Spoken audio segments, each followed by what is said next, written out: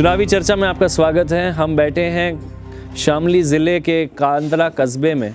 ये वही ज़िला है शामली और इसके पड़ोस का ज़िला मुजफ्फरनगर, इन दो ज़िलों में जहां 2013 में एक बहुत बड़ा दंगा हुआ था जिसमें कई लोगों की मौत हुई, कई लोग बेघर हुए। 2014 का लोकसभा का चुनाव उत्तर प्रदेश में कम से कम इस दंगे से बहुत बड़े रूप में प्रभावित हुआ।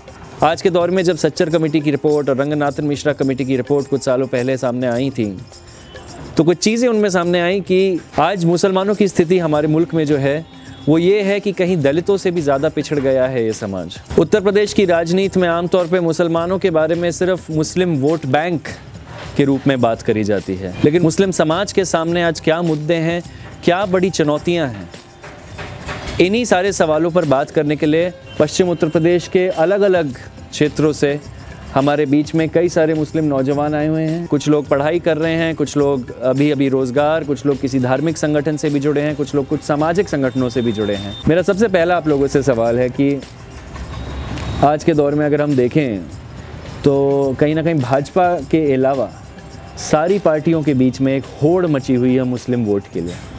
चाहे वो समाजवादी पार्टी जो अपने आप को कई सालों से माना जाता है कि मुसलमान तो भाई साइकिल पर ही वोट देते हैं, या फिर बहुजन समाज पार्टी जो आज एक दलित मुस्लिम गठबंधन करने की कोशिश कर रही है और सबसे ज़्यादा मुस्लिम उम्मीदवार उन्होंने खड़े किए हैं, या फिर इस बार बल्कि एक और पार्टी MIM जो असादुद्दीन ओवैसी की पार्टी है, उन्होंने भी 40-50 मुस्लिम उम्मीदवार खड़े किए हैं। उसके अलावा पीस पार्टी के भी कई सारे मुसलमान उम्मीदवार खड़े हुए हैं।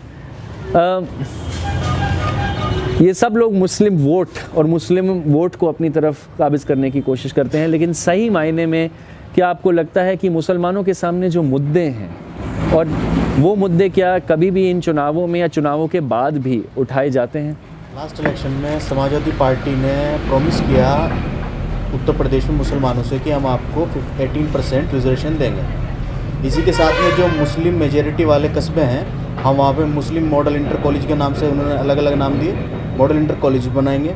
और जो मुस्लिम मेजॉरिटी वाले गांव हैं, कस्बे हैं, उन कस्बों में हम डिग्री कॉलेज भी स्टेबल करेंगे। लेकिन लास्ट 5 ईयर्स में, पिछले 5 सालों में ऐसा कुछ भी नहीं हुआ। ना तो 18% रिजर्वेशन हुआ और ना ही मुस्लिम इलाकों में डिग्री कॉलेज खोले गए, ना ही इंटर कॉलेज खोले गए। इसके अलावा भी कितनी ऐसी चीज़ें रही हैं जो गवर्नमेंट प्रॉमिस किया लेकिन उसमें अमल नहीं कर पाई। तो जैसे आप कह रहे हैं कि भाई मुसलमानों के सामने बहुत सारे वायदे रखे गए थे और आपने कहा कि इंटर कॉलेज आरक्षण की बात पर हम बाद में थोड़ी और विस्तार से बात करेंगे, लेकिन इंटर कॉलेज और स्कूल भी कई जगह जहाँ वायदे करे गए थे कि मुसलमानों के इलाकों में खोले जाएंगे या सुधारे जाएंगे, उस तरह से भी कोई काम आपको होता हुआ नज़र नहीं आया। रोज़गार और शिक्षा, ये कितने बड़े मुद्दे हैं आज के दौर में मुसलमानों के सामने? शिक्षा और रोज़गार पे अगर बात की जाए तो वादा किया था कि रोज़गार देंगे और आज मुस्लिम नौजवानों के हाथ में रिक्शा दे दिए गए हैं। तब की कॉलेज और स्कूल का वादा किया था कि स्कूल खोलेंगे, कॉलेज खोलेंगे, और दे दिया क्या है उनके हाथ में? उनके हाथ में उत्तर प्रदेश सरकार ने रिक्शा दे दिया है, तब कि उन्हें स्कूल और कॉलेज की ज़रूरत थी। और पिछले कुछ सालों में ये भी देखा जा रहा है कि मुस्लिम वोट बैंक के तौर पे इसलिए भी इस्तेमाल हो रहा है कि ये हर बिना सवाल किए, बिना कुछ लबकुशाई किए हर पार्टी के सामने अपने हथकंडे डाल देता है। आसानी से कोई भी लुभावने अच्छे सपने दिखाती है पार्टियां और वो मुसलमान को साथ ले लेती है और मुसलमान चुपचाप साथ लग लेता है। और समाजवादी पार्टी इसमें पिछले 5 सालों में बड़े हद तक कामयाब हुई है। उसने तरह तरह की कोई भी नेता, समाजवादी का कोई भी नेता महल्ले में आकर के इंशाल्लाह माशाल्लाह कर देगा तो उसके साथ काफ़ी मुसलमान जुड़ जाएंगे, और ये होता भी है। कई जगहों पर देखा गया है कि कोई गैर मुस्लिम नेता है, वो आके अस्सलाम वालेकुम और अल्लाह माशाल्लाह करता है तो उसके साथ लोगों में वो जुड़ जाता है उसके साथ। उसकी वजह वही है कि सामाजिक जो स्ट्रक्चर है, जैसे आपने 2-3 कमेटियों का जिक्र किया, रंगनाथ मिश्रा कमेटी, सच्चर कमेटी या और कई अलग अलग कमीशन भी आए हैं, तो उनमें सामाजिक स्तर, क्योंकि अगर हम देखें संविधानिक तरीके पे देखें तो ह्यूमन जो टेंडेंसी है या ह्यूमन एक तरह से इंसान का वातावरण, रहना सहना, ज़िंदगी गुजारना, उसका जो स्तर नापा जाता है वो सामाजिक स्तर से ही नापा जाता है। आरक्षण दलितों को या किसी को भी दिया गया है तो वो सामाजिक और शैक्षिक स्तर को देख करके दिया गया है, ना कि आर्थिक स्तर को देख के दिया गया है। तो सामाजिक तौर पे इतना पिछड़ा हुआ है, उसको अभी तक उस वोट की या उसके वोट उस अपने लीडर को चुनने की सही समझ नहीं है, तो वो खुद मुस्लिम ही अभी जिसका जिम्मेदार नहीं, है। लेकिन इसका कारण अब क्या कहेंगे कि एक इसका कारण एक ये भी है कि हर एक पार्टी ने एक मुस्लिम चेहरा रखा हुआ है। आप सपा को ले लीजिए, बहुत बड़ा चेहरा है आज़म खान। बसपा से ले लीजिए आप, नसीमुद्दीन सिद्दीकी आते हैं। तो ये मुस्लिम लीडर्स जो हैं, मुझे लगता है ये सिर्फ मुस्लिम चेहरे हैं। ये जो है ना इमोशनली फोले के इमोशनल कार्ड खेलती है हर एक पार्टी इलेक्शन के टाइम पे। और ये जो मुस्लिम चेहरे इन्होंने रखे हुए हैं, ये लोग हमारे बीच में आते हैं, मैं मुसलमान हूँ, मैं ये करा दूँगा, मैं ये करूँगा, ये वादे किए जाते हैं और होता कुछ नहीं है जो पहले से होता आ रहा है। जैसे आज़म खान है, हर एक पार्टी में आपको एक बड़ा चेहरा मुस्लिम का मिलेगा। इवन बीजेपी देख लीजिए आप, बीजेपी में शाहनवाज हुसैन है, मुख्तार अब्बास नकवी आते हैं। जी जी हाँ। तो ये आगे थोड़ा सा मैं ये कहना चाहूँगा कि मुसलमान की भागीदारी सिस्टम में है नहीं, इसीलिए वो मुसलमान वोट बैंक के तौर पे इस्तेमाल हो रहा है।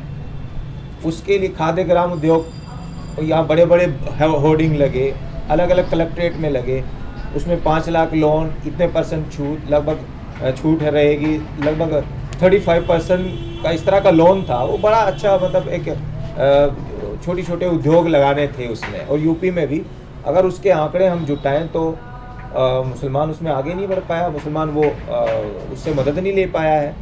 जो पढ़े लिखा तबका है, जो समझ रखते हैं उसको उस मायने में, वो नेताओं के थ्रू वो उसका फ़ायदा मिलता है बड़े तरीके से। ये जो आप कह रहे हैं कि भागीदारी नहीं है सिस्टम में, इसी के साथ साथ अगर हम देखें सरकारी तंत्र को अगर पूरे तरह से देखें तो ब्यूरोक्रेसी हो, IAS हो, IPS हो, पुलिस हो, इन सारे क्षेत्रों में देखा जाता है कि मुसलमानों की जो भागीदारी है वो बिल्कुल ना के बराबर है आज के दौर में। क्या उसके असर, जब आप पुलिस थाने में जाएंगे तो क्या आप उसके असर वहाँ तक भी देख पाते हैं, या जब आप अलग अलग दफ्तरों में जाएंगे, सरकारी दफ्तरों में काम करवाने के लिए जाते हैं, क्या उसके असर आप वहाँ पर किसी रूप में देख पाते हैं?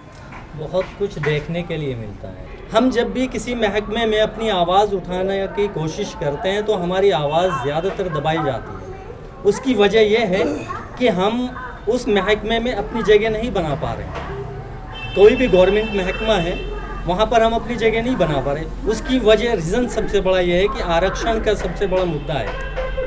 आरक्षण सबके लिए है, हमारे लिए नहीं है।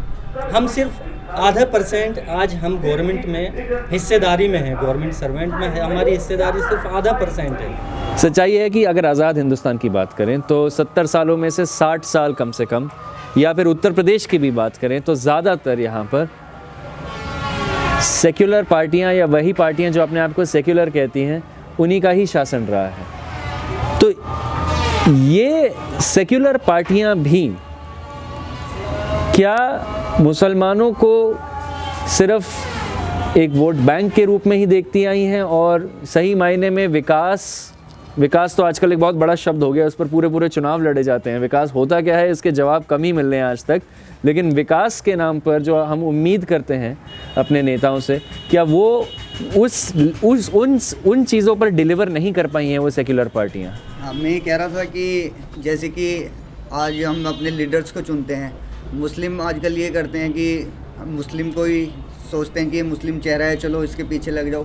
तो वो उस हम जो हैं छोटी बिरादरी वाले जो हैं, बड़ी बिरादरी वाले सब आजकल लीडरशिप में हैं। जितने भी बड़े लीडर मिलेंगे आपको, या जिन्हें भी बड़ी पार्टीज जो हैं टिकट वगैरह करती हैं, वो सब बड़ी कास्ट से आते हैं मुस्लिम्स में। तो वो खुद सच्चाई से अब तक वाकिफ़ नहीं हो पाते, क्योंकि उन्होंने वो अब तक वो स्तर देखा ही नहीं है। वो संघर्ष जिंदगी के उन्होंने खुद नहीं अनुभव किया। वो उनका खुद का अनुभव नहीं है उस बारे में, तो इसलिए वो वहाँ तक पहुँचे ही नहीं है। अभी आम तौर पे माना जाता है कि आम तौर पे मुसलमान भाजपा विरोधी होता है, और ये भी माना जाता है कि आम तौर पे कि भाजपा मुस्लिम विरोधी है। लेकिन इस बार जब प्रधानमंत्री चुने गए नरेंद्र मोदी, तो उन्होंने बड़ा पुरजोर तरीके से कहा था कि नहीं, इस बार सबका साथ सबका विकास होगा। क्या आप लोग भाजपा के उनके नेता बनने के बाद, उनके पावर में आने के बाद, क्या आप लोग वो कुछ फ़र्क भाजपा के रवैये में देख पा रहे हैं, या आपको लग रहा है शायद और भी आपके प्रति ख़राब हो गया? हमारे से पहले से ज़्यादा जब ये खुद चुन कर के आई और आम आदमी ने उसको चुना, सेंट्रल गवर्नमेंट में ये जा कर के बैठे, उसके बाद में जो जो सवाल इन्होंने हमारे ऊपर जो उंगली जिस तरह से भी उठाई, चाहे योगी आदित्यनाथ हों या स्वामी जी हों या कोई भी अदरवाइज़ जितने भी लीडर हैं, सिर्फ इन्होंने मुसलमानों को ही क्यों टारगेट किया जी, इसका रीज़न आज तक मुझे नहीं मालूम है। क्यों टारगेट करते हैं मुसलमानों को, क्यों खिलवाड़ करते हैं मुसलमानों की ज़िंदगियों के साथ में? क्या मुसलमानों का इस देश में हक नहीं है? क्या इन्होंने बलिदान नहीं दिया इस देश के लिए? क्या इन्होंने कोई ऐसा काम नहीं किया देश के हित में? आज तक आप देख लीजिए, जब से देश हमारा आज़ाद हुआ है या उससे पहले का आप वक्त उठा करके देख लीजिए, बलिदान बराबर का है। हिंदुस्तान को आज़ाद करवाने में हमारा भी योगदान रहा है और आप सबका भी रहा है, सभी का रहा है, हर हिंदुस्तानी का योगदान रहा है इसमें। मगर ये एक टारगेट क्यों बनाया हुआ है मुसलमानों को? ये इस सवाल का आज तक मुझे जवाब नहीं मिल पाया। मैंने पहले भी बात रखी थी, अपने कुछ लीडर हैं उनके सामने भी ये बात रखी गई थी कि आप मुसलमानों को ही टारगेट क्यों करते हैं। अब मैं आपसे एक और सवाल फिर करूंगा कि सबके साथ के एक बात मैं कह दूं, हाँ, जैसे सबके साथ का भी आपने सवाल किया कि इसको किस तरीके से देखते हैं। अब आप ही देख लीजिए, सबके साथ की हकीकत ये है कि यूपी में 403 सीटें हैं और बीजेपी ने सभी 403 सीटों पर इलेक्शन अपने कैंडिडेट खड़े किए, इलेक्शन लड़ रही है। तो किसी भी एक सीट पर किसी भी एक मुस्लिम को टिकट दिया तो एक कौन से सबका साथ है? भाजपा के आने के बाद काफ़ी कुछ देखा है, गौरक्षक अचानक बड़े, है ना, वो इस तरह के अजीब लव जिहाद, गौरक्षक, एक के बाद एक ये मुद्दे उठे जा रहे हैं। कांदला एक मुस्लिम बहुल क्षेत्र है, ये कस्बा है, लेकिन कांदले से बाहर जब आप जाते हैं तो क्या एक खौफ जहन में होता है मुस्लिम होने के नाते? पहले तो नहीं थे, लेकिन अब कुछ दिनों से ये होने लगा। अगर घर से निकलेंगे तो ये सोचना पड़ेगा कि जिस इलाके से निकलेंगे अगर वो हिंदू बहुल इलाका है तो सोचना पड़ेगा।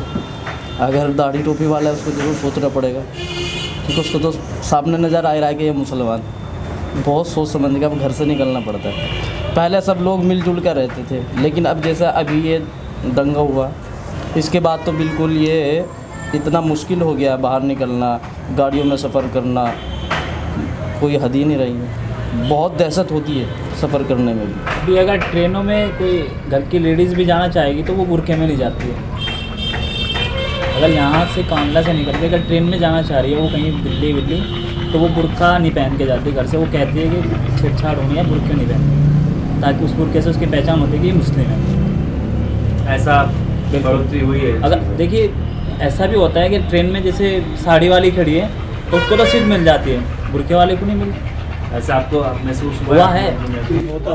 देखिए, मुजफ्फरनगर में तो दंगा हुआ है, यहाँ दंगे का असर है। मैं सहारनपुर की बात करता हूँ कि आज अगर सहारनपुर में कोई दाढ़ी और टोपी वाला है तो गांव में फेरी लगाने जाता है तो वो देखता है कि दाढ़ी और टोपी है मेरे पे, तो मैं हिंदू गांव में नहीं जाऊँगा, जहाँ ये हिंदू बहुल क्षेत्र है तो मैं इधर नहीं जाऊँगा भाई फेरी लगाने। तो दाढ़ी टोपी वाला बचने लगा है वहाँ जाने से, क्योंकि आज आप देख रहे हैं, सभी देख रहे हैं कि गौ रक्षक आ गए हैं, बजरंग दल आ गया है, शिवसेना आ गई है। ये बहुत उग्र आजकल ट्रेंड चल गया है। यही अभी पिछले 1 साल का केस है, पंचायत है यहाँ मकमूलपुर। 2 मुस्लिम नौजवान कांदले के ही थे, शायद कांदले ही के थे। वो फेरी लगाते थे, फेरी का काम करते थे। गांव में चले गए वो, तो गांव में मजाक तफरी, वो गांव के जो जाट लड़के थे वो मजाक तफरी करने लगे। बात जो थी थोड़ा सा उन्होंने भी कुछ जवाब में कह दिया, तो उन दोनों लड़कों को इतनी बुरी तरह से मारा, और बहुत बुरी तरह से मारा, भगा भगा के मारा। वो बड़ी मुश्किल से, मैं बहुत दिनों तक लगातार हॉस्पिटलाइज रहे। तो उसमें ऊपर से उनके ऊपर वापस से चोरी का आरोप लगाया कि चोरी करके भाग रहे थे, जबकि वो फेरी कर रहे थे। बाद में ये हुआ कि लोगों ने भी आवाज़ उठाई, केस दर्ज हुआ। और केस दर्ज होने के बाद फिर ऊपर से वो कहते हैं ना कि सीनाजोरी की कि नहीं ये फर्जी केस है, ये चोर थे, चोरी कर रहे थे, जबकि वो फेरी करने गए थे वहाँ। तो इस तरह की स्थिति है और वारदातें भी हो रही हैं, ऐसा नहीं है। ट्रेनों का जैसे उदाहरण दिया है, दाढ़ी और टोपी वाले के साथ तो मैं इसका खुद उदाहरण हूँ, क्योंकि लगातार दिल्ली आना जाना ट्रेन से होता है और कई बार सामने इस तरह की स्थिति होती है कि लोग गाली तक देते हैं और बुरा भला कहते हैं दाढ़ी। मेरे साथ में भी एक मर्तबा ऐसा हुआ, मैं यहाँ से दिल्ली जा रहा था, तो पड़ोस से मैंने बस बदली और सरूरपुर के लड़कों ने मेरे साथ में बदतमीज़ी करनी शुरू की, तो मैंने उनको कोई जवाब नहीं दिया। मैंने ये कहा कि भाई आप जो बदतमीज़ी कर रहे हैं आपके लायक नहीं हैं, आप पढ़ने वाले बच्चे हैं, आप अगर पढ़ते हैं तो आपको यही शिक्षा दी जाती है वहाँ पर। तो अनाप शनाप बहुत कुछ उन्होंने मुझे बोला। मैंने फिर उनसे ये बोला कि आपका ये क्षेत्र है, आप यहाँ से अलग कहीं और होते, अगर आप कहीं और होते मेरे साथ में तो मैं भी आपके साथ में ये सलूक ना करता जो आपने मेरे साथ में किया है।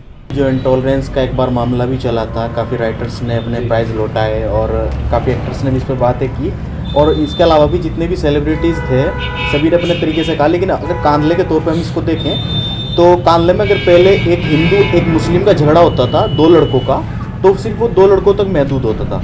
आज वो हो गया है कि अगर हिंदू की पिटाई हो जाएगी तो मार्केटें बंद कर दी जाएंगी, हंगामे शुरू हो जाएंगे कि ये इसने इस लड़के के साथ में हिंदू धर्म पे वार किया है, हिंदुओं को नुकसान पहुंचा है, हिंदू तत्व को चोट दी है। बजरंग दल, शिवसेना और ये लोकल में है यहाँ पर, और एक ये आती है विश्व हिंदू परिषद और भी कई एक युवा ब्राह्मण युवा जन सभा, वो तो सिर्फ कांदला में ही है, कांदला के बाहर नहीं है। इसके अलावा भी सिर्फ हिंदू कम्युनिटी इस तरह इतनी महदूद नहीं है। अगर किसी मुस्लिम की पिटाई होती है तो वो लोग थाना घेरेंगे, जाके वहाँ हंगामा करेंगे, मतलब वर्जन दोनों तरफ है। मतलब आप कह रहे हैं ध्रुवीकरण आज यहाँ तक आ गया है, या कहीं ना कहीं फ़िरका परस्ती लोगों के जहन में इतनी आ गई है कि वो छोटी छोटी सी चीज़ों में भी आज हिंदू मुसलमान ढूंढने लग गए हैं। तो मुझे एक चीज़ बताइए, अभी चुनाव चल रहे हैं, चुनावी माहौल चल रहा है 2017 में, इस चुनाव में कम से कम पश्चिमी उत्तर प्रदेश में आप जो आपने अभी बात करी कि इतना ध्रुवीकरण लोगों के जहन में बैठ चुका है, ये हिंदू मुसलमान इस चुनाव को कितना प्रभावित करने वाला है? बड़े लेवल पे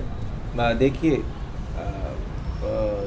अगर चुनाव की बात करें तो चुनाव में यूपी में कास्ट भी बहुत बड़ा फैक्टर होता है जी, और कास्ट के बाद या उससे पहले कह लो, बाद नहीं बल्कि पहले कह लो, धर्म और ये सब कुछ भी देखा जा रहा है। और राजनीतिक पार्टियां जो हैं सब ने वो टिकट भी उसी हिसाब से दिए हैं, जहां मुस्लिम आबादी ज़्यादा है तो उस हिसाब से वो टिकट दे रही है, कौन सी कास्ट है वहाँ उसी कम्युनिटी को वो टिकट दे रही है। तो यूपी का जो चुनाव है वो तो एक एंगल तो उसमें है, एक एंगल वो उसमें पड़ा हुआ है कि कौन सा कैंडिडेट मुस्लिम के अगेंस्ट जा रहा है या एक पर्टिकुलर पार्टी के अगेंस्ट जा रहा है तो उसको हम सपोर्ट करें। तो अगर पश्चिमी यूपी में अभी क्योंकि यहाँ चुनाव होने वाले हैं तो इस चुनाव में थोड़ा सा कुछ जगहों पर डायरेक्ट हिंदू मुस्लिम का तनाव है। जैसे अगर हम कैराना की बात करें, कैराना विधानसभा है तो वहाँ पे लोग चुनाव को एक हिंदू मुस्लिम एंगल से ले रहे हैं, और शामली की बात करें तो ये ट्रायंगल सा हो गया है। यहाँ पे जाट कम्युनिटी भी आ गई है तो मुस्लिम का भी आ गया है और दूसरे भी आ गए हैं। तो यहाँ पे मुस्लिम जो कैंडिडेट खुद वो उसको मुस्लिम का सपोर्ट नहीं मिल रहा है क्योंकि वो एक पार्टी की तरफ भी देख रहे हैं। तो आइडियोलॉजी बेसिस पे भी ऐसा नहीं है कि पिछले 2-4-5 सालों में इतना थोड़ा सा वो हुआ है, सुधार आया है, लेकिन एक तबका जो है वो उसमें बहुत ज़्यादा रिजिडिटी आई है। ये दोनों तरफ है या सिर्फ? नहीं, अगर आप देखेंगे मुस्लिम्स में तो मुस्लिम्स में पहले, अब ये नहीं देखा जा रहा है मुस्लिम्स में, आप यहाँ से सहारनपुर और पूरा लोनी तक कहीं घूम आए, वो कैंडिडेट को अब नहीं देख रहे, अब वो पार्टी को देख रहे हैं। पार्टी का जैसे अगर ये सपा का जो प्रभाव चला है उसको लेकर के वो कैंडिडेट को बिल्कुल भी नहीं देख रहे हैं। हर सीट पे यही है कि वो एक पार्टी को देख करके वोट कर रहे हैं। मैं अकरम भाई की बात से इसलिए थोड़ा असहमत हूँ सॉरी कि अगर देखा जाए वेस्ट यूपी का ऊपर अभी सभी की निगाहें इधर ही टिकी हुई हैं क्योंकि दंगा हुआ है इधर, और इधर हिंदू मुसलमान का जो है कैराना पलायन की बात हुई है। तो इसमें अगर देखा जाए अकरम भाई ने कहा है भी कि मुस्लिम जो है वोटर जो है वो सपा कांग्रेस की तरफ चल रहा है। ऐसा नहीं है। मुस्लिम वोटर जो है अभी इस उसमें है कि दलित वोटर को देख रहा है कि वो किधर जा रहा है। अगर दलित वोटर बसपा की तरफ चलता है तो मुस्लिम बसपा की तरफ। तो मेरे ख्याल से ये इलाके टू इलाके और सीट टू सीट भी बहुत फ़र्क है इसमें। लेकिन क्या आज आपको लग रहा है, क्योंकि कहीं ना कहीं ये माना जाता है और बोला जाता है कि भाई भाजपा जो है हिंदुओं की पार्टी है, भाजपा जो है हिंदू, और ख़ासकर कि कई लोग कहते हैं नहीं, तो अब दलित भी कहते हैं कि नहीं वो सवर्ण हिंदुओं की पार्टी है, ऊंचे जात हिंदुओं की पार्टी है, हमारी पार्टी नहीं है। लेकिन साथ साथ में ये भी कहा गया है पिछले कई सालों से ये सपा मुसलमानों की पार्टी है। कई लोग अब ये भी कहने लग गए ये तो मुसलमानों की पार्टी है। धारणाएं जो लोगों के जहन में बनी थी खासकर कि दंगे के बाद कि लैपटॉप बटे इनको बटे, ये फला मिला इनको मिला, योजनाएं मिल रही इनको मिल रही, स्कॉलरशिप मिल रही इनको मिल रही, हमें तो कुछ नहीं मिल रहा। इस धारणा के बारे में आप लोगों का क्या कहना है? टेक्निकली अगर देखें तो समाजवादी पार्टी टोटल मुस्लिमों की पार्टी है, ये बिल्कुल सच नहीं है। अभी अकरम भाई ने कहा है कि मुस्लिमों का मेजॉरिटी अखिलेश को पसंद कर रहा है, ये पूरी तरह सच है। मेजॉरिटी में मुसलमान अखिलेश को पसंद कर रहे हैं, लेकिन अगर बसपा ने या आरएलडी या फिर मजलिस या फिर पीस पार्टी इन्होंने अच्छे कैंडिडेट उतारे हैं तो मुसलमान अखिलेश को छोड़ के उनको भी वोट दे रहा है। और अब लैपटॉप, कन्या विद्याधन और शादी के लिए अनुदान या फिर और चीज़ें, इसमें सिर्फ समाजवादी पार्टी ने मुसलमानों पर फोकस नहीं किया। और इसके अलावा भी यूपी में 75 ज़िले होते हैं, 75 ज़िले में से 63 के आसपास जो ज़िलाध्यक्ष हैं वो सिर्फ यादव हैं, 8 या 9 ज़िलाध्यक्ष समाजवादी पार्टी के मुस्लिम्स हैं। और इसी के साथ साथ में बहुत सारे मुस्लिम IPS भी हैं। उन लोगों को कितना चार्ज दिया गया है पूरी यूपी में अगर पूरा घुमा लेंगे हम तो 3-4 ज़िले से ज़्यादा ऐसा ज़िला नहीं मिलेगा जहाँ पे मुस्लिम कप्तान हो या मुस्लिम DM हो। तो अगर इन से सारी चीज़ें देखेंगे हम तो हमें कहीं भी नहीं लगेगा कि ये मुसलमानों को फोकस कर रहे हैं। बहुत सारी MLC नॉमिनेट किए गए, CM ने नॉमिनेट किए, उसमें कितने मुस्लिम उन्होंने किए। चीफ मिनिस्टर कैबिनेट मिनिस्टर बनाए गए, लगभग 50 से ज़्यादा मिनिस्टर यूपी में हैं, अब मुसलमान अराउंड 10। तो मैं आपसे फिर अगला सवाल ये करूँगा कि आम तौर पे बोला जाता है भाई, जैसे रालोद के लिए किसी ज़माने में बोला जाता था कि वो जाट मुस्लिम गठबंधन से जीत रही, उसी तरह से ही सपा के लिए बोला जाता था कि ये यादव मुस्लिम गठबंधन से जीत रही। लेकिन इसमें आप मुझे बता रहे हैं और कई और जगह से भी ये सुनने को मिलता है, और आप मतलब अपने आप को मुल्ला मुलायम बोलने वाली की पार्टी थी और अपने आप को मुसलमानों की हिमायती बोलने वाली समाजवादी पार्टी रही। लेकिन आप जो बोल रहे हैं कि शायद जो 2 खेमे जो इनका समर्थन करते हैं उसमें क्या आपको लग रहा है कि एक ही खेमे के लिए ही ज़्यादा हो रहा है इनके दौर में? एग्जैक्टली वही हो रहा है। हाँ।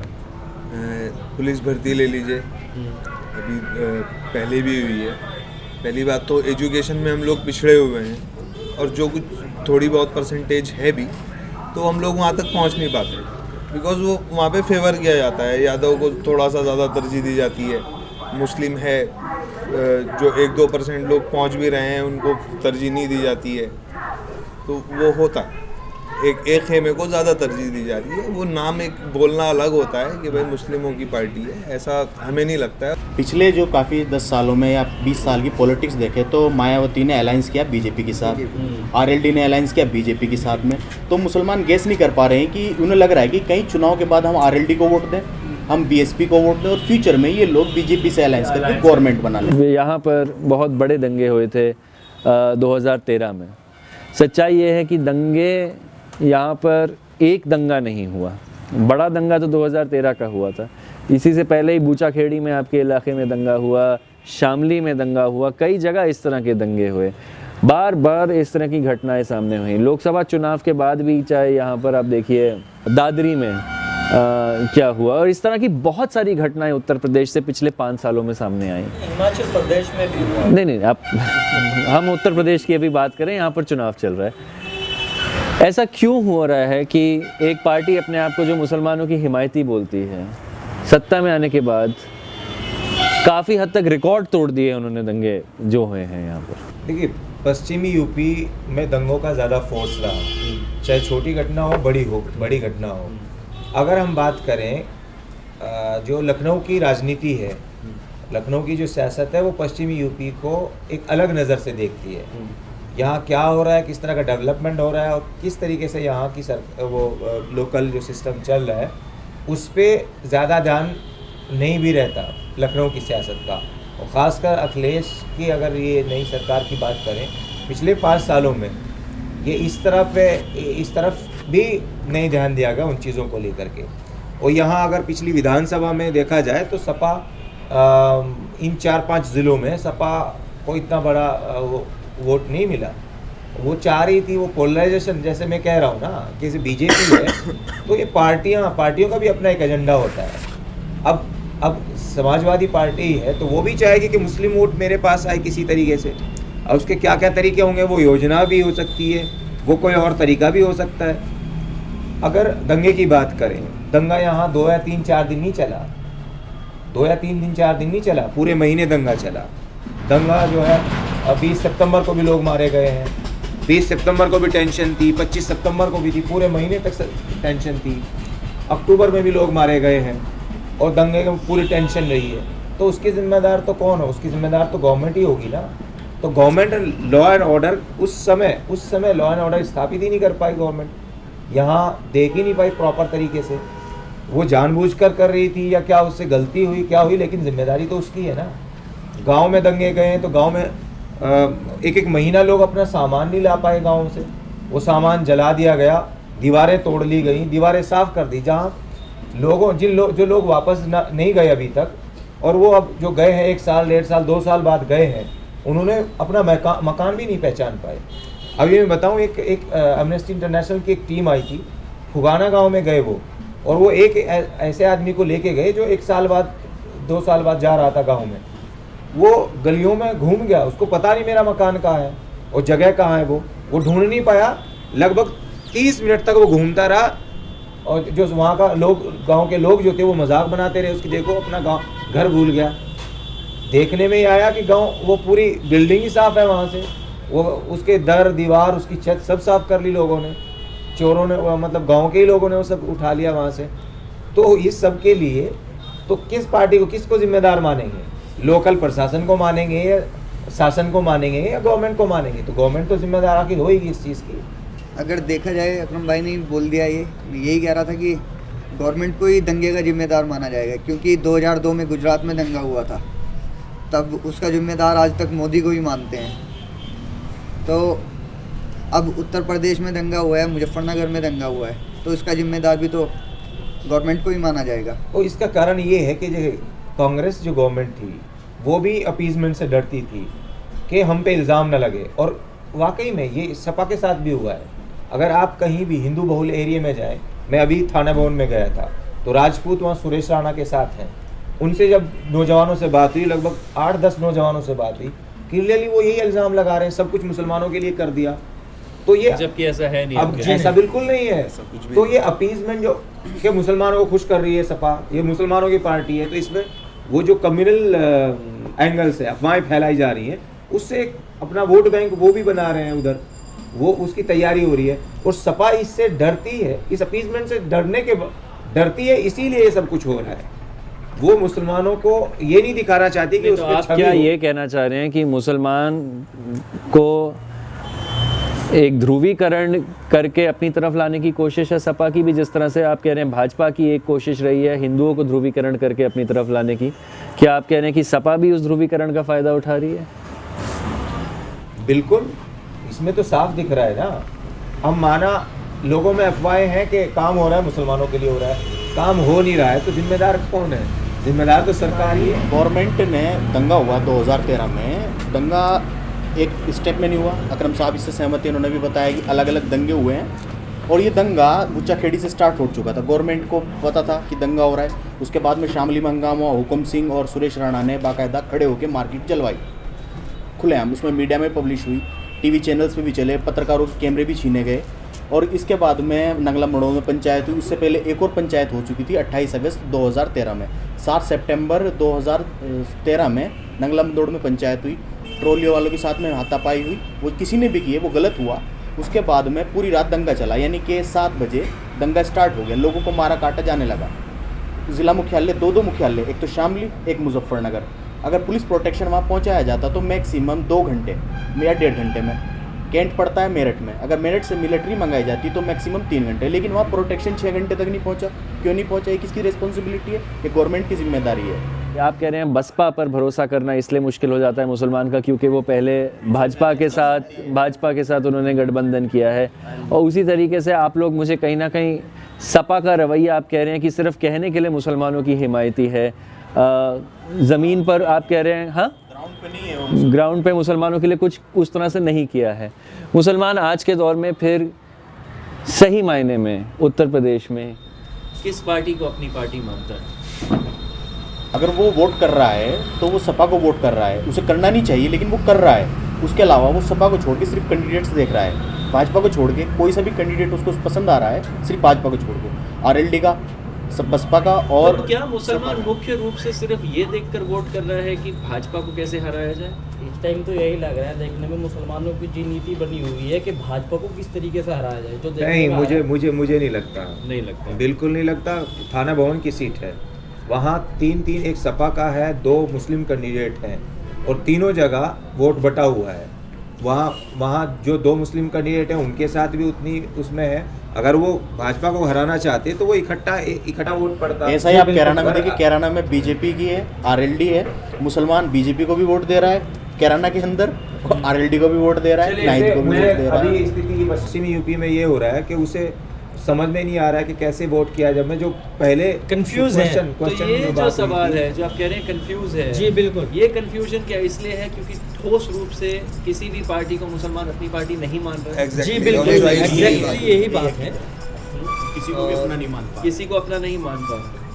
खैर मेरे ख्याल से और वोट बैंक की तरह वोट बैंक किया जा रहा है इस वक्त। इस बार हमेशा से आज तक किसी भी पार्टी ने मुसलमान का कोई सही मायने में काम, सही मायने में कोई काम किया ही नहीं। जैसे मेरे ख्याल से अगर इस पॉइंट पर अगर आज हम और भी काफ़ी सारी बातों पर चर्चा करने के लिए, और शायद इन मुद्दों पर हम काफ़ी देर के लिए चर्चा कर सकते हैं और कई दिन तक चर्चा हो सकती है, लेकिन सच्चाई ये है कि आज जिस नोट पर हम ख़त्म कर रहे हैं ये कहीं पर भी एक सकारात्मक नोट तो नहीं है कि एक पूरा समुदाय आज ये कह रहा है कि किसी भी पार्टी को वो सही रूप में अपनी हिमायती नहीं मानता है।